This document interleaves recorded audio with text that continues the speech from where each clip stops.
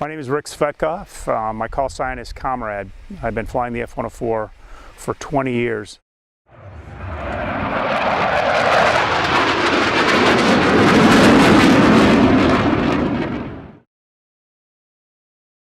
Starfighters was formed in 1995 by myself, and we operated on the air show circuit for nearly 20 years.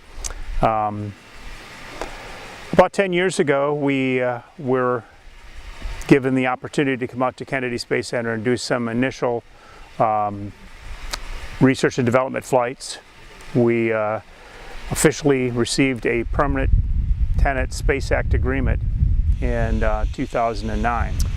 The most unique things that starfighters can do, and one of the reasons we were brought to the Kennedy Space Center, was to engage in research and development for high altitude, high speed missions. One of the latest projects that we're involved with right now is the development of air launched rockets, which will put nanosats in orbit. The F-104, as you can see, is a very fast, short-winged, high rate of climb, high altitude aircraft.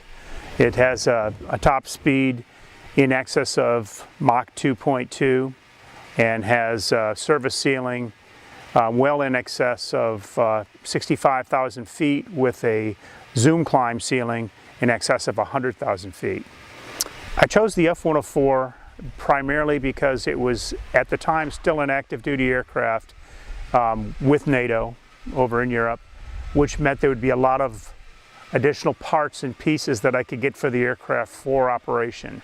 It had been discontinued in service in the United States, but as long as it was being operated in Europe, I knew that there would be equipment to help me keep them maintained.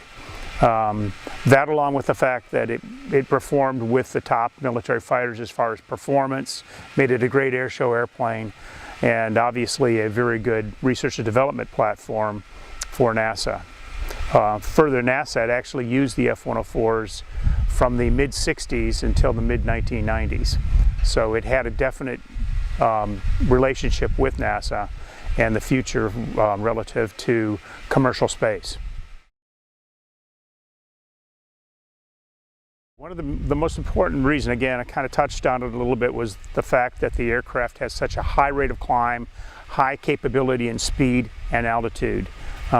There's research to be done with regards to zero gravity maneuvers at very high altitudes, as well as high altitude platform simulation, and naturally high speed integration, which allows us to be able to put rockets up with the nanosats into low Earth orbit.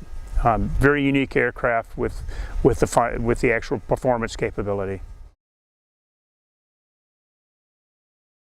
Basically, a 104 pilot needs to have flown other high-performance jets in the past. It's an extremely high-performance jet, very high approach speed jet, and a pilot with a background in high-performance jet fighters can usually adapt to the F-104 reasonably quickly.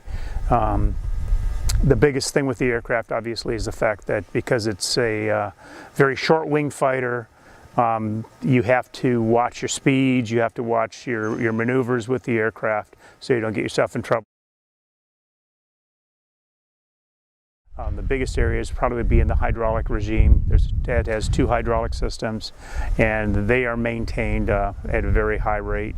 The engines have been extremely dependable and capable for us. Overall, again, the biggest thing is a continuous maintenance program on the aircraft, the same as you would on any high-performance jet fighter. I met Rick Garcia about 20 years ago when we got our first F-104 in, and we asked Rick if he could help us out with integration of VHF avionics with our current UHF avionics, which were already in the aircraft.